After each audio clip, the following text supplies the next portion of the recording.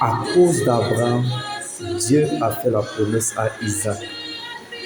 Donc quelqu'un peut rester chez lui à la maison durant toute la journée et le soir, il a un témoignage parce que quelqu'un a cherché à sa place.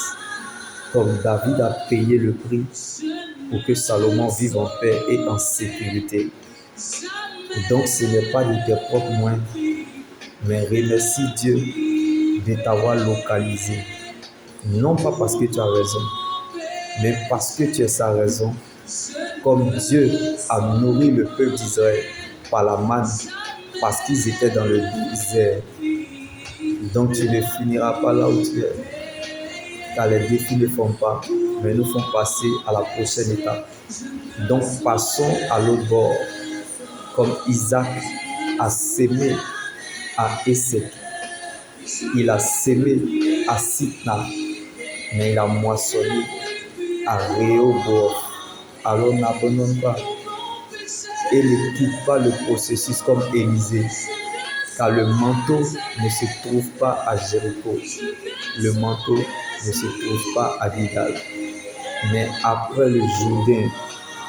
Donc il ne faut pas abandonner la promesse, mais il faut accepter le processus en te laissant conduire par celui qui a décidé de diriger ton existence. Jésus est en ta direction. Quelqu'un quelque part, mon Dieu le visite. Comme Naomi n'a pas demandé à Ruth de la suivre. Mais Ruth savait ce que Naomi transportait, la présence de Dieu. Donc, se déconnecter de ses branches, c'est se détacher de sa source. Jésus est la vie dans vos années, alors que votre condition s'aligne à la position de Dieu qui est sa parole. Jésus n'abandonne jamais ceux qui le cherchent. Et Dieu ne permettra jamais que ses saints connaissent la décomposition, car les solides fondations posées par Dieu subsistent et demeurent éternellement. Comme il y avait de nombreuses veuves en Israël à l'époque d'Élie, lorsque le ciel a été fermé 3 ans et 6 mois, et qu'il y a eu une grande famine dans tout le pays. Cependant, Élie n'a été envoyé vers aucune d'elles, mais seulement vers une veuve de Sarepta, dans le pays de Sidon.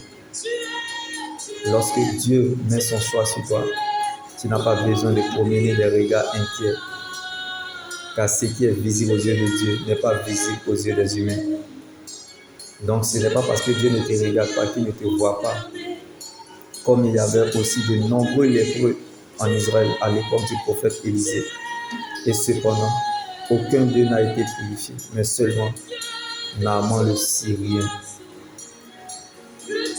Quand Dieu a une promesse sur toi, tu ne peux pas arrêter le message, car la souveraineté de Dieu te rattrapera.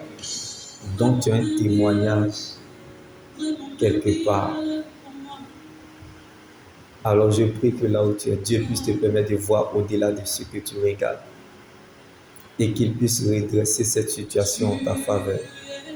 Non pas parce que tu as raison, mais parce que tu as sa raison, Dieu n'arrangera pas, mais il s'arrangera à ton sujet.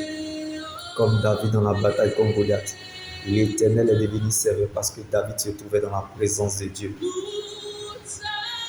Là où se trouve ta richesse, c'est là où se trouve ton cœur. Mettons les caméras sur Jésus. Quand tu donnes le temps au Saint-Esprit, il ne joue jamais. Là où est ta foi, est ta victoire. Alors attache-toi à ce que tu crois à la parole de Dieu. Ne baisse jamais les bras et tu verras dans le temps que Dieu veille ses promesses et agit avec sagesse.